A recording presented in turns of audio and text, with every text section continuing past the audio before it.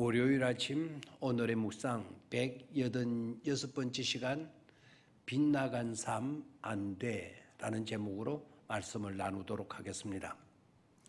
오늘 우리가 묵상하게 될 본문의 말씀은 에스겔 46장 9절의 말씀입니다. 같이 이 말씀을 보도록 하겠습니다.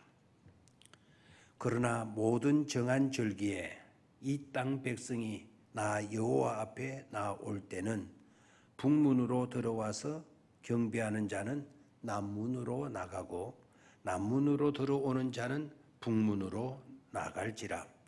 들어온 문으로 도로 나가지 말고 그 몸이 앞으로 향한 대로 나아갈지며. 아멘. 골프라고 하는 경기는 18홀 또는 36홀이 있다고 합니다. 골프장에 들어서면 계속 그 길을 따라서 코스를 따라서 앞으로 끊임없이 나아가야 되는 경기입니다. 뒤로 가서 다시 할 수 없는 경기이죠. 모든 스포츠가 그렇듯이 운동할 때에는 잡생각은 금물입니다. 그리고 단순해져야 합니다. 하고 보면 우리 인생도 그렇고 우리의 신앙생활도 그렇습니다. 오직 전진인 것입니다. 앞으로입니다. 에스겔서 46장 9절에 있는 말씀처럼 하나님의 성전에 들어가는 모든 하나님의 자녀들은 반드시 북문으로 들어오면 남문으로 나가고, 만약에 남문에서 들어왔다면 반드시 북문으로 나가도록 했습니다. 들어온 길로 가면 안 된다는 것입니다. 그리고 방향을 꺾는 것도 못하게 했습니다. 북문에서 들어왔는데 서문으로 갔거나 동문으로 나아가서는 안 된다는 것입니다. 남문으로 돌아왔는데 동문으로 가지 않고 동문으로 가거나 서문으로 가게 되면 그것도 안 된다는 겁니다. 남문으로 돌아서면 똑바로 북문으로 향하여 나아가야 된다는 것이죠. 하고 보면 정말 성전 안으로 들어가는 것도 중요하지만 어느 쪽에서 내가 들어오느냐, 어느 문으로 들어왔느냐, 그리고 어느 쪽으로 나가야 되는가 하는 점을 정말 신경 쓰지 않으면 안 되었습니다. 특히 건망증 환자들은 더욱 주의를 기울여야겠죠. 도무지 이 말씀은 무슨 말씀이겠습니까? 왜 남문으로 들어왔으면 북문으로 나가고 북문으로 들어왔으면 남문으로 나아가라고 하신 것일까요? 똑바로 들어가서 똑바로 나가라는 거예요. 우리가 예수님을 믿고 그리스도가 내 구주가 된 다음에는 우리의 발걸음이 그리하여야 된다는 겁니다. 되돌아가서도 안 되고 옆으로 꺾여서도 안 되고 오직 직진으로, 오직 앞만 향하여 나아가야 된다는 것이죠. 그래야 우리의 믿음의 삶은 보다 성숙된 삶으로 나아갈 수가 있는 것입니다. 사실 믿음의 생활만 그런 것이 아니죠. 어떤 문명이든 나아가야 발전할 수가 있습니다. 어떤 분야이든지 간에 앞으로 전진해 가야만이 성숙할 수가 있는 것이죠. 우리는 끝까지 하나님을 중심으로 하고 예수 그리스도를 중심으로 하여서 이미 정하여진 목표를 가지고 전 먼 미래를 향하여 나아가는 경주자들임을 잊지 말아야 할 것입니다.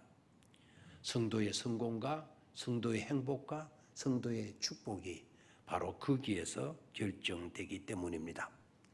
그러기서 중요한 것이 또 하나 더 있죠. 그것은 곧 목표입니다. 하나님이 뜻하신 것을 표대 삼고 끊임없이 그 표대를 향하여 전진해 나아가는 것입니다. 예수님께서 말씀을 하셨습니다. 쟁기를 잡고 뒤를 돌아보는 사람은 내게 합당하지 않다고 하셨습니다. 변명만 늘어놓는 사람 안 된다는 것입니다.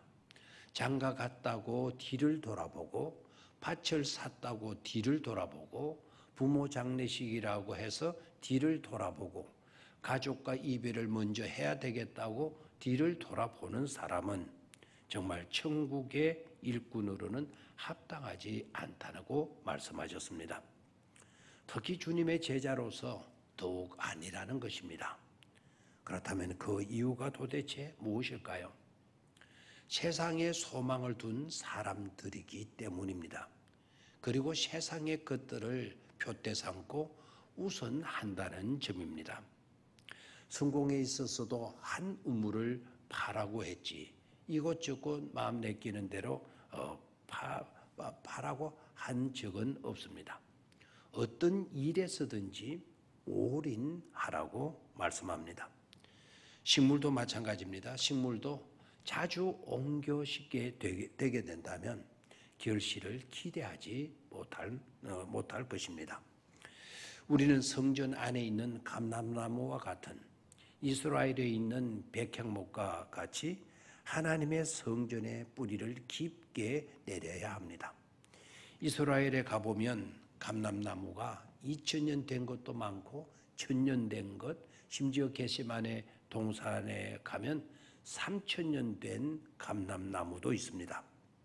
하나님께서는 성도가 그런 성도 그렇게 되라고 시편에서 말씀하고 있습니다.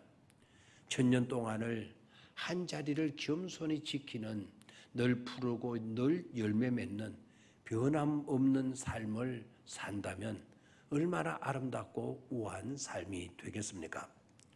성도는 미래를 사는 사람들입니다. 꿈을 가지고 살아가는 자들입니다. 그래서 성도의 삶이 크고 힘있고 행복할 수가 있는 것입니다. 디트로이트에 가면 헨리 포드의 기념관이 있다고 합니다.